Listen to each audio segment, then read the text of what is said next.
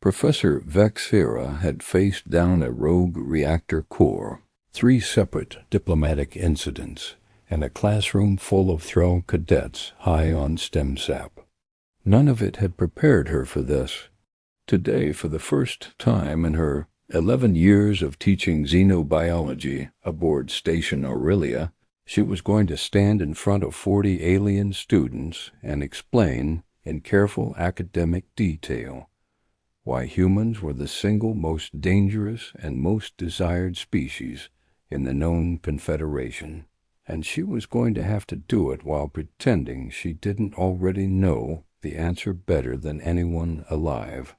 Welcome back to Nova Archives, the channel where we dig up the strangest, funniest, and most heart-stopping stories humanity never knew were being told about it, out among the stars. If you're new here, we specialize in HFY, humanity. F yeah. Stories where the quiet, fragile-looking species turns out to be the scariest thing in the galaxy, and sometimes the most impossible to resist. Grab something to drink, get comfortable, and don't forget to subscribe if you want more of these dropped straight into your feed. Let's get into it. Vexera was Kelith, a species built for cold logic and colder patience, with iridescent scales along her forearms, and a voice that could flatten the room without ever rising in volume.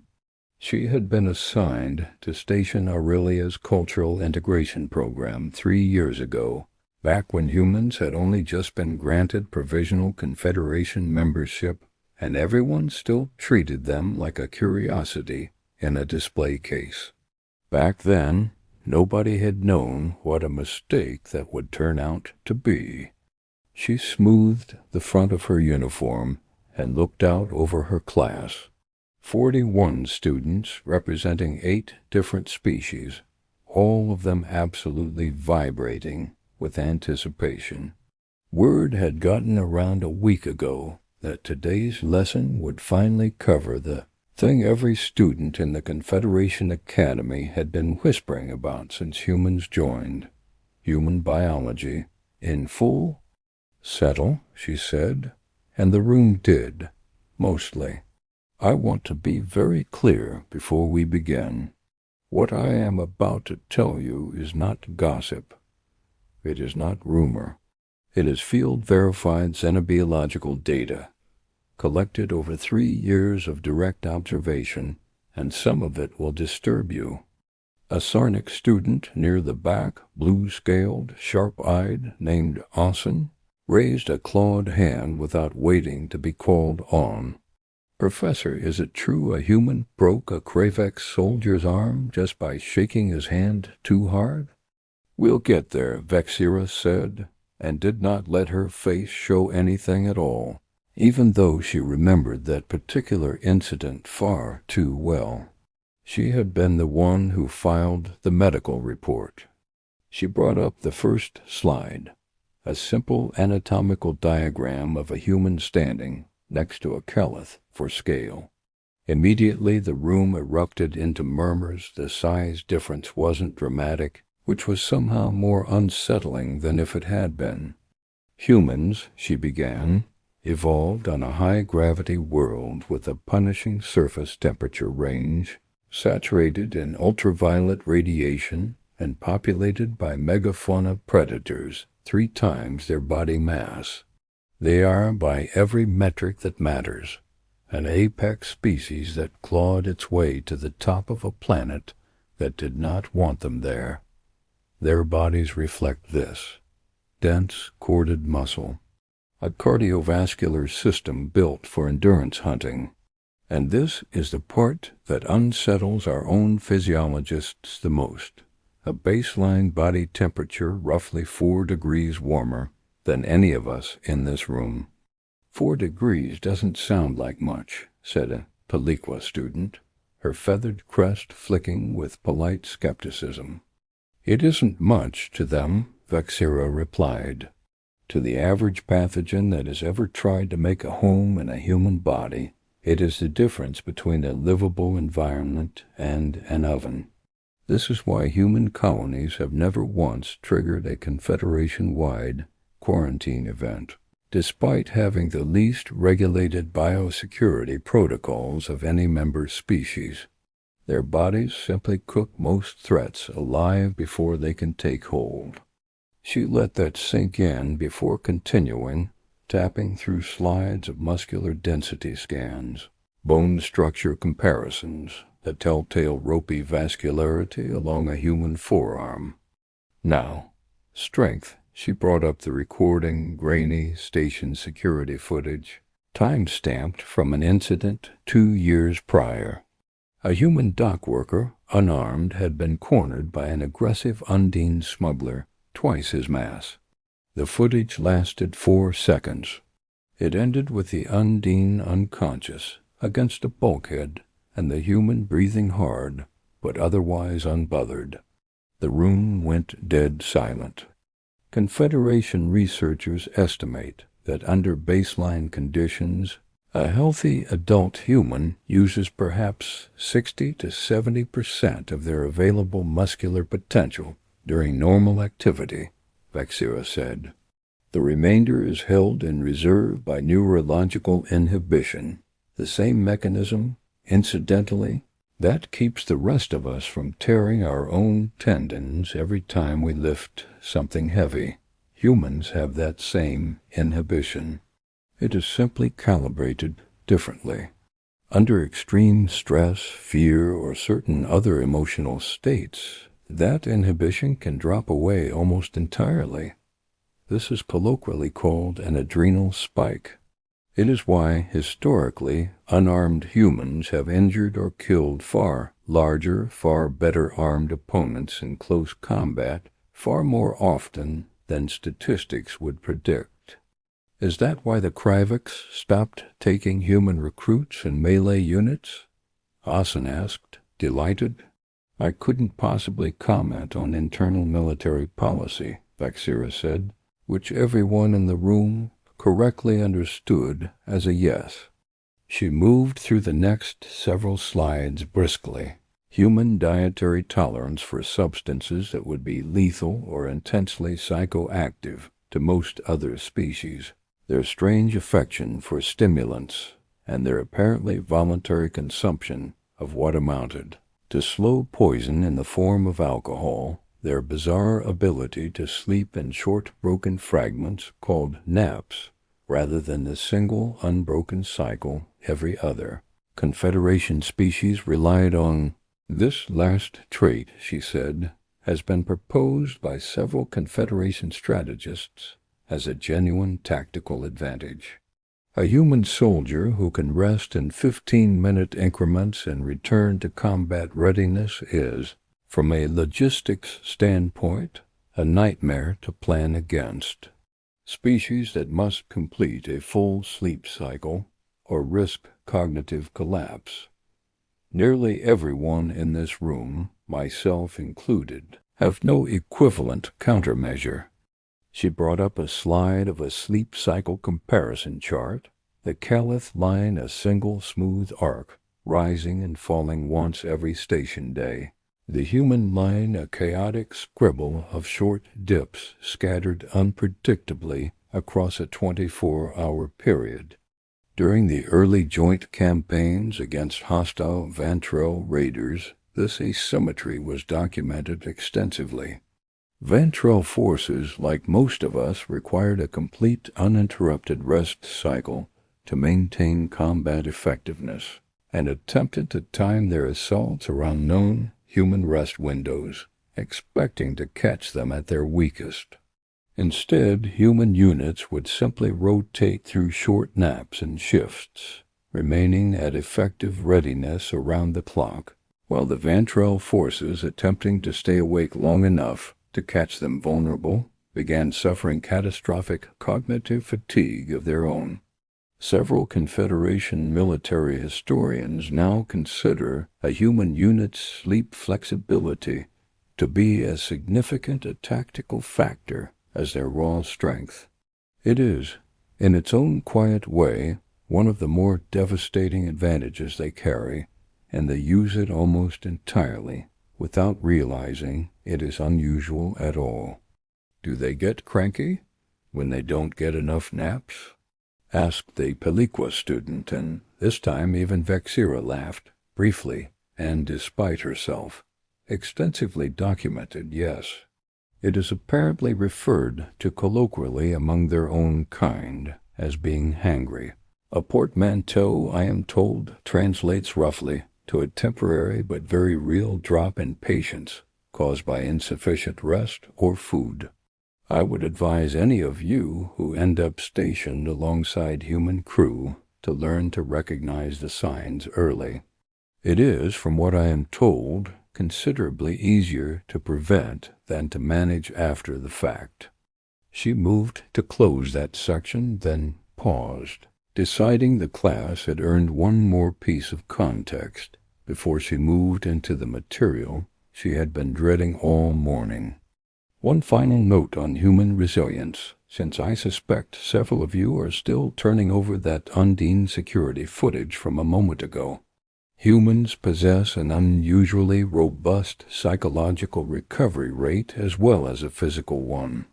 Confederation trauma specialists have observed that human individuals who endure what would be catastrophic, career-ending, or even lethal experiences for most other species, injury, loss, prolonged isolation, frequently return to full function within a time frame that our own medical models would consider statistically implausible.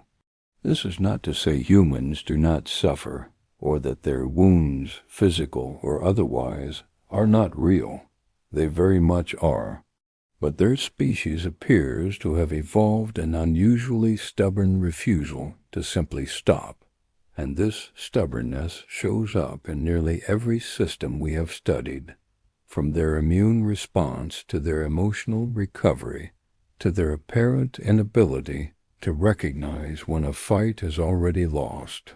Several xenopsychologists have begun referring to this only half-jokingly as main character syndrome, though I would ask you not to use that term in any official report. Before she could move on, a heavy-set Quebec student in the second row cleared his throat. "Professor, my uncle serves on a joint patrol vessel. He says the humans on his crew eat things that would put any of us in a medical bay for a week. He says he watched one of them eat a pepper so concentrated with capsaicin that the ship's atmospheric scrubbers registered a minor irritant spike in the mess hall. That is, unfortunately, an entirely plausible story," Vexira said, pulling up a slide of a human sitting at a table surrounded by small colorful containers of what her notes labeled, with admirable restraint, as recreational discomfort condiments.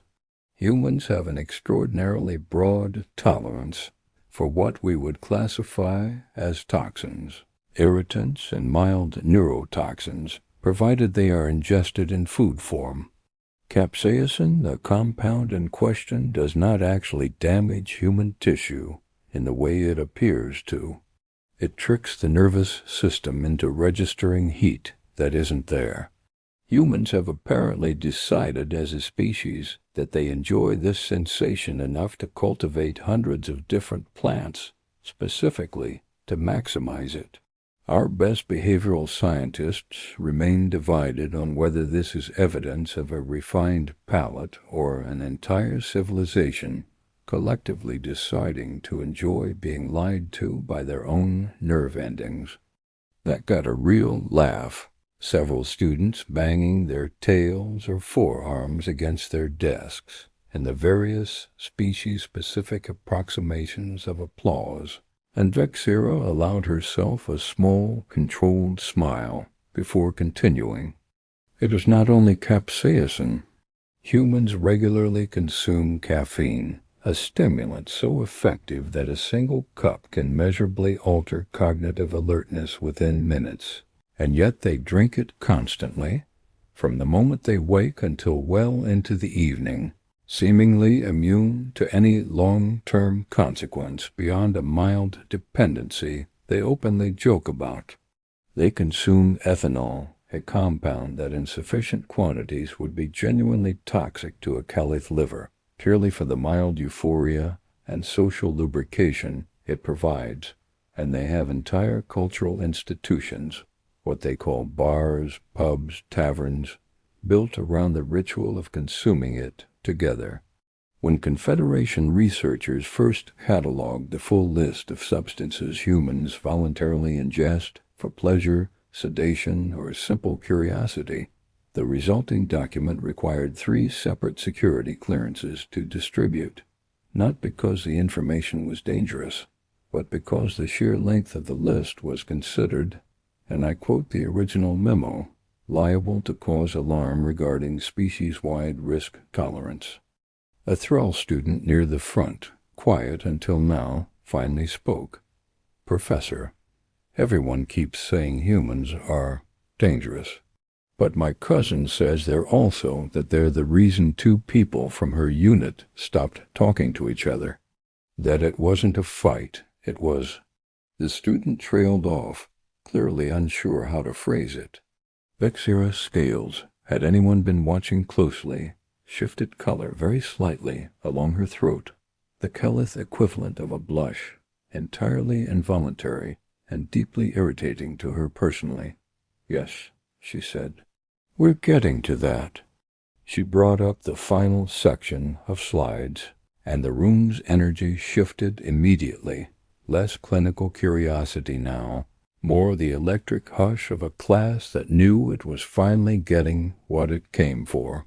"Humans," Vexira said, "communicate affection through direct physical contact in a way that predates almost every other Confederation species by literal centuries.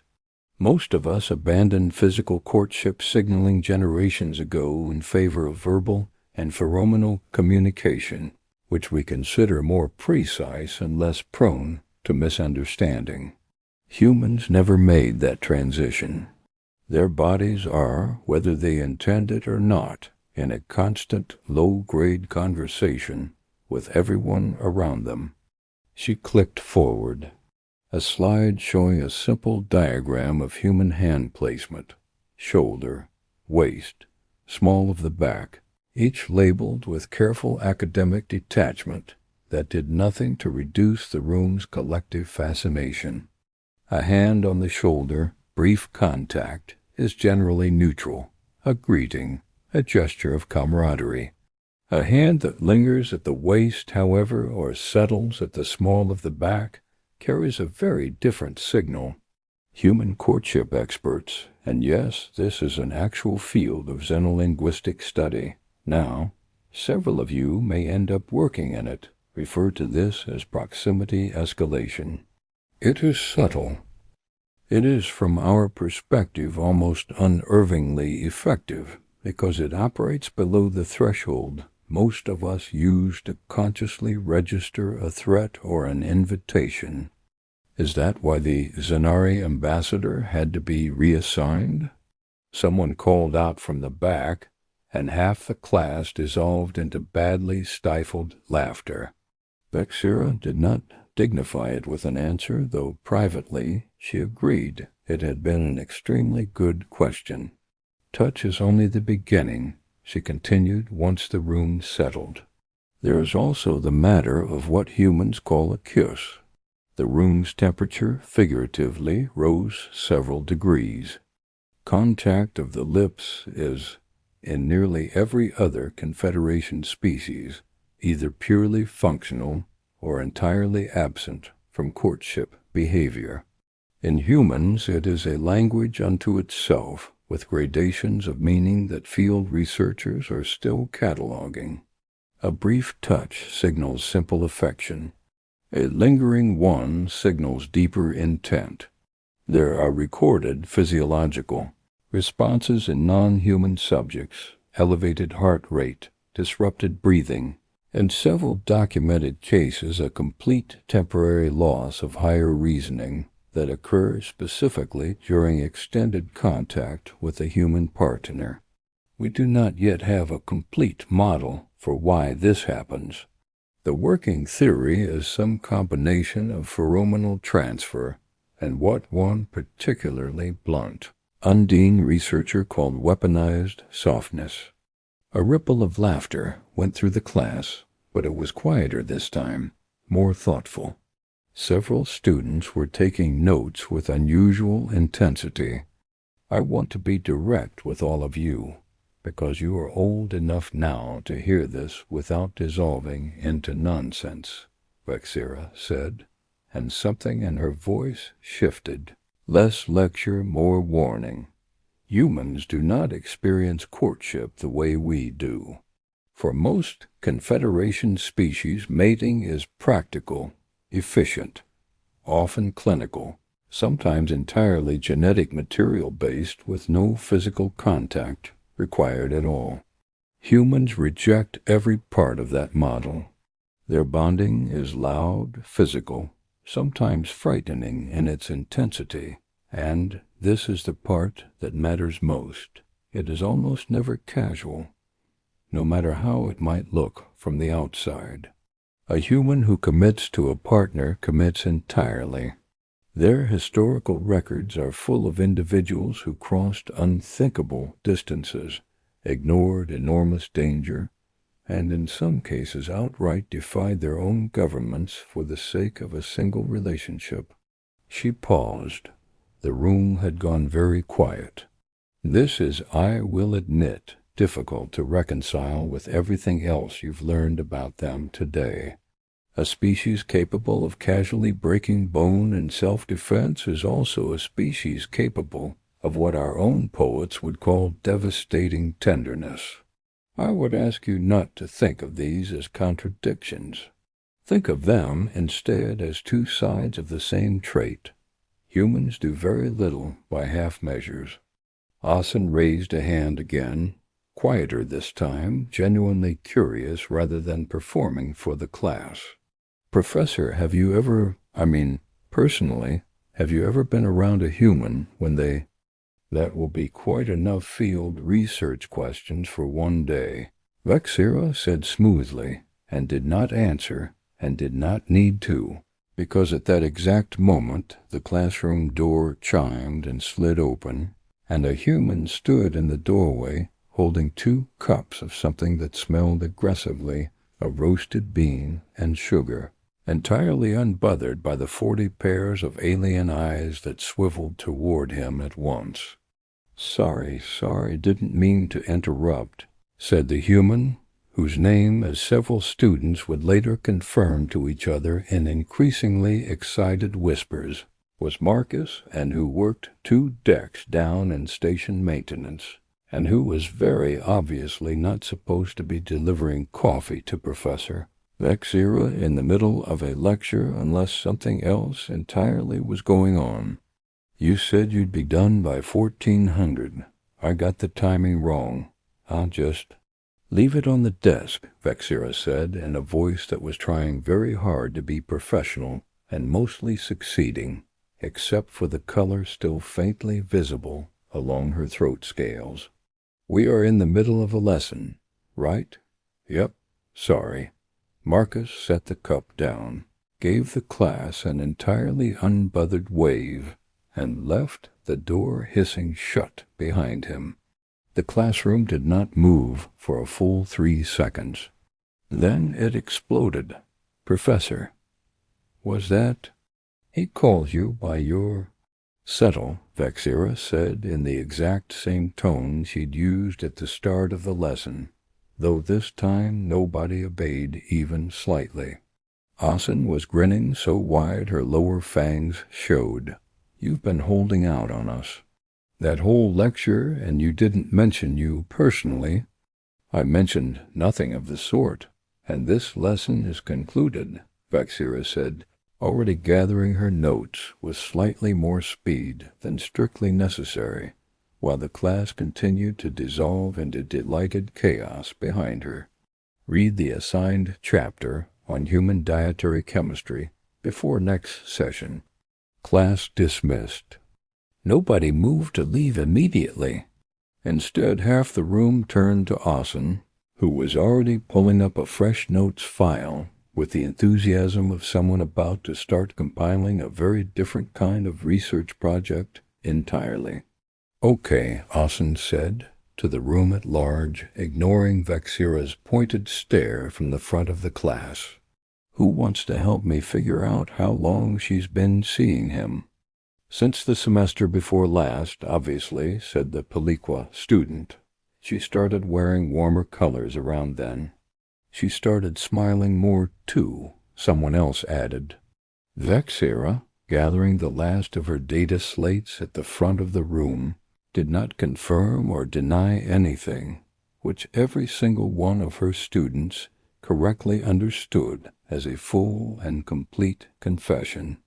3 decks down in the maintenance bay, Marcus grinned to himself as he packed up his tools for the shift, already looking forward to whatever version of this story would make its way back to him by the end of the week, because on a station with 41 aliens freshly informed about the exact mechanics of human courtship, and one professor who had just been caught red-handed proving every word of her own lecture true, there was absolutely no chance this stayed quiet for long.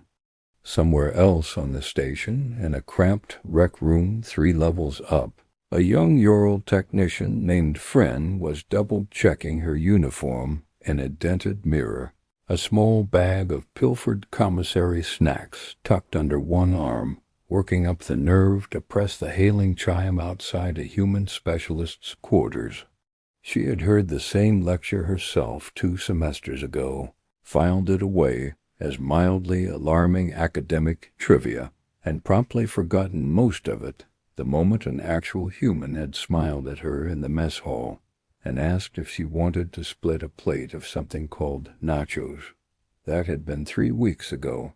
She had been finding excuses to walk past this particular corridor ever since. She smoothed her fur one more time, reminded herself that Professor Vexira, a woman who had built an entire academic career out of being unshakable, had apparently survived this exact experience and come out the other side smiling more than she used to, and decided that if it was survivable for a Kelleth professor, it was survivable for one nervous Ural technician too. The chime rang. The door hissed open. That, though, is a story for another day, and that's where we'll leave it for today. Thank you all so much for listening. If this story hit different for you, drop a like, leave a comment telling us which part got you, and subscribe to Nova Archives so you don't miss the next one.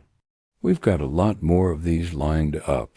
Until next time, stay curious, stay dangerous, and we'll see you in the next archive.